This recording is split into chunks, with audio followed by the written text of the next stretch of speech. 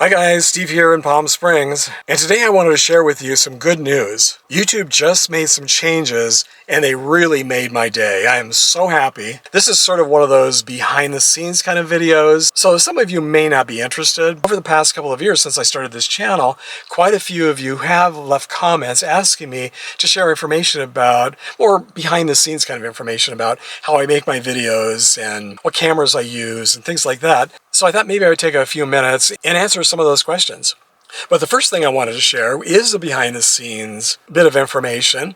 And if you have your own YouTube channel, I think you might find this kind of interesting. But even if you don't have a YouTube channel, I think you might still find this kind of interesting. When I first started my channel, I found all of this so interesting. I knew absolutely nothing about YouTube, knew nothing about thumbnails, and knew nothing about editing videos. So what made me so happy is that YouTube finally did something they've been talking about doing for the last 2-3 years, and it finally happened.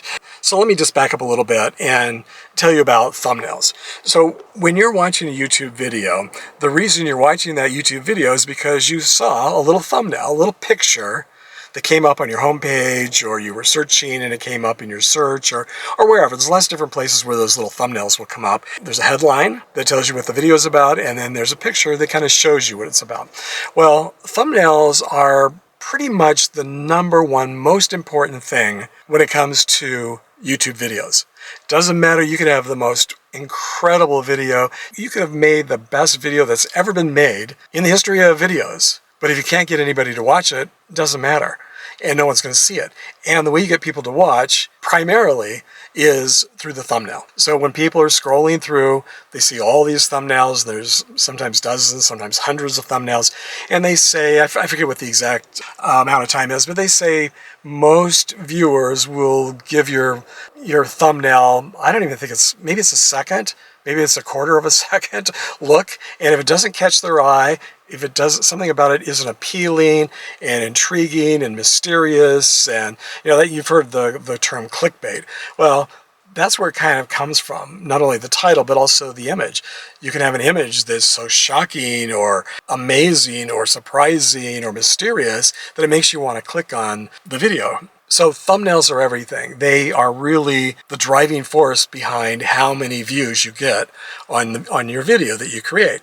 Well, thumbnails are created by the creators. So a lot of creators, what they'll do is, you create your video and then you just do a screen capture of something that happened during the video, and you just post that and you just leave it at that. And 9 times out of 10 or 99 times out of 100, that's not going to work, and no one's going to click on your video because it's not a good thumbnail. It's not appealing, it's not interesting, it doesn't tell a story. So you need to tell the entire story about your video in this one little thumbnail that's almost like a postage stamp size. And that's not easy to do. And a lot of the larger creators and a lot of the larger companies that post videos on YouTube, they spend hundreds of dollars, thousands of dollars creating these little thumbnails. Sometimes it'll take weeks or months to create a thumbnail. So I think that's kind of interesting, don't you? It's something I'd never thought about before I started doing YouTube. And if you think I'm exaggerating about how important this is, there's actually a company called TubeBuddy. And years ago, I don't know how many years ago, 5, 10 years ago, they came up with, it was called A/B testing. So they would test your thumbnails. So if you paid, I think at the time when I was looking into it, because I knew how important it was, I had read about it and heard about it from so many other YouTubers, just how important thumbnails were in getting people to click and watch your video. People who know how important this is, they're willing to spend a lot of money. So a lot of them were spending, and this was years ago, they were spending at least $50 a month, which I thought was a lot, just from TubeBuddy, just to be able to put 2 different thumbnails. And then TubeBuddy would make sure that, let's say YouTube shows your video to 10,000 people. Well, 5,000 would see this thumbnail and 5,000 would see the other thumbnail. Well, then TubeBuddy could then determine, okay, when 5,000 people saw this thumbnail, 1,000 of them actually clicked on it. When 5,000 people saw the other thumbnail, the B thumbnail, maybe 3,000 people clicked on it, so they would know that was the better thumbnail. Then they would only start showing that thumbnail because they knew that they would get a lot higher click rate by using that thumbnail. And that's how they determined if it was a good thumbnail or not, or which was the best thumbnail. And you've probably heard of focus groups. It's kind of like a focus group, except they were doing it automatically. It was kind of neat. And I wanted to do it, but I was just too cheap, and I just didn't want to spend $50 a month to be able to do that. And that, like I say, that was a few years ago. It's probably even more now. Maybe it was $100 or $150. So YouTube also realized just how important that was, and they announced years ago that they were going to start doing. They were going to roll that out so creators, every creator could do that too. Because right now, we all create our own thumbnails and we all upload our own thumbnails. So we decide what thumbnail goes on the video. 2 or 3 videos ago, all of a sudden I noticed there was something different about the thumbnails. They would usually show you the one thumbnail that you uploaded, or you could choose 2 that they just randomly chose that were always awful. But if you didn't know how to create your own, you could just choose one. It would just kind of select something that was happening throughout the video, but they were always bad thumbnails. So I never understood why YouTube would do that, knowing that these were bad thumbnails. But I guess it was better than no. You had to have a thumbnail. I don't think you could upload a video without a thumbnail. So they forced you to have one, and if you didn't know how to make one, then at least they provided one for you by doing it automatically. So I always uploaded one.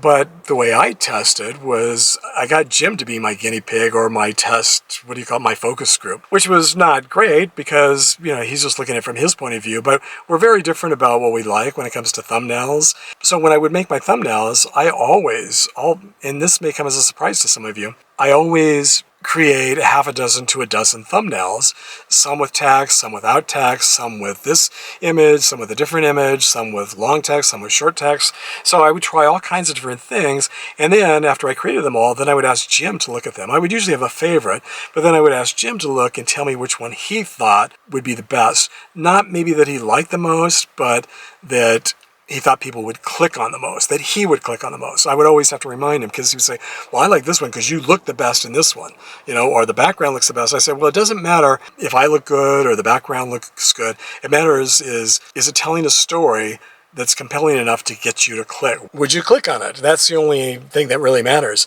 So for the last 7, 8 years since I started my first YouTube channel, Jim has been my focus group and my guinea pig, and has helped me choose I create all of the thumbnails, but he helps me a lot in. Sometimes he'll point things out that I hadn't seen, or he'll say, well, this doesn't work because of that, I don't think, or this works better because of this. And, most of the time I go with his judgment. So most of the thumbnails you see are because Jim has given his thumbs up on them. Now, the other thing that I've done over time is I've just sort of done my own A/B testing in a really primitive way, where I'll upload one of the thumbnails, and if it doesn't do well, if the video, people aren't clicking on the video and watching the video, then after a day, quite often, I'll then switch out that thumbnail with a different thumbnail and see if it gets a better response, and quite often it does. So it definitely works. It's really weird, but depending on if you have text or no text and what the image is, it can make a huge difference in the number of people who actually will click on it and watch it. Once they see the thumbnail, also, it has to make them intrigued enough that then they'll actually look at the title. So it's usually thumbnail first, then the title. They'll look at the title and say, okay, that thumbnail has got my attention. Now let's see, what does it say about it? So then if you don't have a good headline, title, that also could turn them off. And they say, oh, okay, I'm not really interested in that topic. The thumbnail maybe intrigued them, but then the title kind of turned them off. So they definitely work together, and you have to be good at both. You have to just have the right headline and the right thumbnail. And it's just extremely, extremely important if you have a channel to spend a lot of time on your thumbnails. I spend usually a few hours coming up with thumbnails and deciding which ones to use, and going back and forth with Jim looking at them and stuff. And I usually make half a dozen to a dozen, sometimes more. But I know there are some YouTubers out there, I think it was Mr. Beast, who said that, or if it wasn't Mr. Beast, it was one of the other top YouTubers. He's like the #1 YouTuber. And he said that they'll sometimes spend days or weeks coming up with thumbnail concept and coming up with a thumbnail. And a lot of them will actually make the thumbnail long before they make the video. And so if they can't come up with an intriguing, exciting, clickable thumbnail, then they just won't make the video. And so isn't that interesting? I mean, I just find...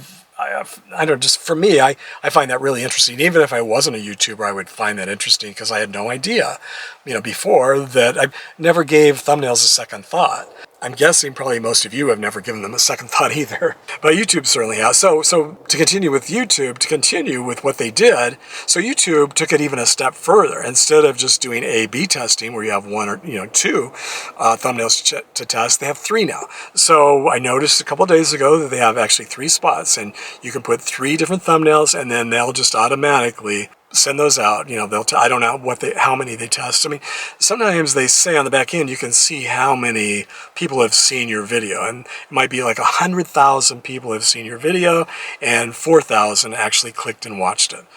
So how many they will actually have that 100,000 will they do, or 75,000, maybe they'll do 25,000 with this thumbnail, 25,000 with this thumbnail, and 25,000 with that thumbnail. And then they determine, okay, this one is the clear winner, and then that's the only one they'll use from then on. And I don't know, do they do the testing over a day or 2 or a week or whatever? I don't know. But it's pretty sophisticated. They know exactly how many people have seen every thumbnail. They know exactly how many people have clicked. Once you click, they know exactly how long you watch. They know where you stop. They know if you rewind. It's just incredible. They also, when you upload a video as a creator, they scan the whole video so they know every single word that you've said in your video. And they also know every single image. So they know everything about your video just by their computers analyzing every second of your video and analyzing every second of every viewer watching your video. So they know a lot, and it really helps them to be able to find the best video for you as someone who watches a video, and it also then helps the creators a lot too. So anyway, they totally made my day, and the strange thing is, though, that really surprises me is that this is now available. I might be one of the first. So if you're a creator watching this, YouTube creator, you may not have this yet, because YouTube has always done that, where they'll roll it out to certain people first. Usually in the past, they've rolled it out to the bigger channels, the more successful channels, the ones with the most subscribers. Maybe now they're starting with the smaller channels, because this was rolled out on this channel, my Steve in Palm Springs channel, which only has a little over 6,000 subscribers and not even 1 million views yet total, where my Graveyard channel has 128,000 subscribers. I don't have this option to change the thumbnails on that channel yet. And then I was thinking, well, they do try to help smaller creators a lot, which is nice, because you never know. New creators, smaller creators, everyone had to start somewhere. Even Mr. Beast started as a very small creator. His first 7 years, I think, he got almost no subscribers, almost no views. So they know that, everyone starts off small, and it's difficult to get started on YouTube. So they do tend to bend over backwards to help new creators, which is awesome. When I first parked, it was shady, and then I've been in my car, I think, for about a half hour talking, and all of a sudden it started getting really warm, and so I had to take off my hat, and I didn't even realize I had my hat on, and then I was planning to go walk, but since I'm sitting in the car baking in the sun, I just moved my car to a shadier street, and so I can finish up answering a couple more questions. So I want to keep this video kind of short, and I know I've already been rambling, as I tend to do, but there were a couple of other questions that kind of go along with this topic, so I thought I would answer those questions. So Gary and Phil asked, what software do I use to edit my videos? I use Filmora Wondershare. I think I purchased it about, was it, 5, 6, 7 years ago. I had never edited a video before. When I actually first started doing videos, I just did one takes where I didn't do any editing. But then I thought, well, let me see if I can figure out how to edit a video. I'd never edited a video in my life and never made a video in my life. So I knew absolutely nothing about making videos when I started my YouTube channel. I just was a newbie, and I thought, well, it looks like fun. Looks like, how hard could it be? It doesn't look like rocket science. So I thought, well, let me just see if I can learn. So I just Googled, what were the best editing softwares out there to use for YouTubers. Quite a few came up, and I watched some videos about it and also read a number of different things about it. Then I also looked at the price. I thought, well, what was the most affordable? Since I didn't know if I was even going to really keep doing it, I thought, well, let me just go with one of the cheapest ones, one of the most affordable options. And at the time, Wondershare Filmora was $50 for a lifetime subscription. So you could buy it online for $50, you kind of download it, and then it was lifetime. Well, they changed that a few years later. In fact, I think, maybe 3, 4, 5 years later, they changed it. Now I think it's a monthly subscription. So I don't know what the prices are now. At the time, it was very reasonable. Like I say, $50 is what I paid, and that's for a lifetime to be able to use it. I've been really happy with it. For me, I always dive into everything, and I just thought, well, I've got some footage, let me stick it in, and then let me just press all the buttons and see what everything does. And I just played around with it. And I thought, well, let me just take a day or so. I think the first thing I learned how to do was just how to splice two different video clips together. I thought, okay, well, I've learned one thing, then I wanted to do a voiceover, so it took me a day to figure out how to do that, and I did a voiceover, and so I had two things under my belt, and then, so I just kept adding little things to it, and before you know it, and then I wanted to add text. It's like, okay, how do you add text? So you Google it, and Filmora has lots of tutorials and things, very helpful. And I'd also read that it was pretty easy. Of all of the editing softwares out there, it was one of the easiest for beginners and newbies. So from what I've read, it's one of the most popular editing softwares for YouTubers. And, at least it was when I started using it. Maybe that's changed, I don't know. So you can look, but that's what I use. I love it. I've been using it all these years. I find it really simple, really easy. And I can do everything. I mean, there's nothing that I've wanted to do with it that I haven't been able to do. So it's extremely robust as far as a software program being able to do whatever you need to do. So I highly recommend it. Thumbs way up for Filmora Wondershare. So I'm just looking at my phone here, the notes on my phone, and Ernest Gutierrez Jr. left a comment or a question saying it would be great if you could do a video on editing a video. I'm thinking about starting a channel myself, and it would be great if you can give us a lesson. So I think that would be kind of a long video. So I think maybe I sort of answered that question a little bit, Ernest, in that I just taught myself, and it's pretty easy. You just do one thing at a time and, allow a couple of hours or a couple of days and just start playing with it and go through the tutorials and just take one thing at a time. I mean, for me, that's always the easiest. A few months later, you're an expert editor. Presley also left a comment saying he would also like to see a video about the behind-the-scenes editing process. So again, I would say the same thing for Presley. So thank you both for asking that. I also, someone, I forget his name, left a comment recently suggesting that I change my frames per second. I film on my iPhone, I always have filmed in 30 frames per second. He said the quality would be much better if you do 60 frames per second. And it's 1080, I forget what that stands for, but it's 1080 and 30 is how I used to do it, and now I do 1080 and 60. Well, it makes the files much larger. I think it makes the processing a lot larger, and I think it makes my camera a lot hotter while I'm doing that. And I don't know, one of you did mention that you noticed the difference, that it was sharper, but only one person has mentioned, so I don't think it's even that noticeable. But it does make much larger file sizes. So then you have to think about that. So that's another thing to learn. I mean, there's so many things to learn, but I think it keeps you young when you're learning new things all the time. So I've loved learning about YouTube and editing and filming. It's just been, I feel like I've been in film school, college for the last 7-8 years, and it's been really fun. So when you're backing up your files, you need much more space on your external drives, on your actual hard drive, backing them up to a computer, on your phone. You need a lot more memory on your phone because these sizes are much larger. So just something to think about. But thank you for suggesting it, because I do like the quality better, and so far it seems to be okay. It seems to be the sizes, they're not so gigantic. I know if you film in 4K, then it even quadruples, I think, from the 60 frames per second. So the other thing I wanted to mention was before, let me see if I can hold this far enough away. Before I was keeping track of who left comments, which comments, a few of you have asked what cameras I use. So I pretty much just use my iPhone. This is an iPhone 12, and I've started, I think, with an iPhone 6 or 7, and that's what I've used over the years, is just my iPhone. I prefer the iPhone, but the quality of the audio is pretty awful. So when I'm doing my walks, I always clip on this microphone. It's a Movo microphone. Clips right on to the phone, and it works really well. I mean, if you've watched those videos where I'm walking around the different neighborhoods, this is what I'm using, and it sounds really good. So primarily, whenever possible, I just prefer to use my iPhone. Not always possible to do that, but I've got my little selfie stick here. If I don't have the clip-on microphone, I can just use it just hold it in my hand. Now, I think one of the reasons I like using it, and I've heard lots of other YouTubers say the same thing, it's just very inconspicuous. When you're filming, if you're walking around town filming things, you kind of, most of the time you want to stay inconspicuous, kind of be a fly on the wall and see what's happening.